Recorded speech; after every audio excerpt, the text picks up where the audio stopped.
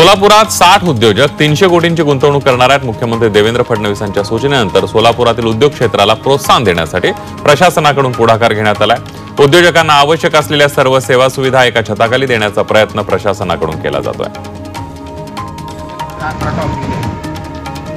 उष्णतेने हैराण झालेल्या सोलापूरकरांना पावसानं मोठा दिलासा दिला। एप्रिलच्या पहिल्याच आठवड्यात सोलापूरचं उच्चांकी तापमान 41° वर पोहोचलं होतं। मात्र अवकाळी पावसामुळे उष्णतेमध्ये घट झाली आहे। तापमान 38.9° पर्यंत पोहोचले, तर पावसामुळे द्राक्ष, गहू, ज्वारी अशा पिकांना देखील मोठा फटका बसण्याची शक्यता आहे।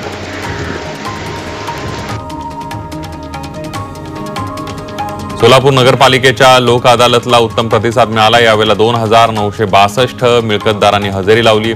या लोक अदालतीमध्ये 10,12,73,000 रुपये मिळकत कर वसूल झालाय, तर 1,80,29,29,000 रुपये सूट मिळाली आहे।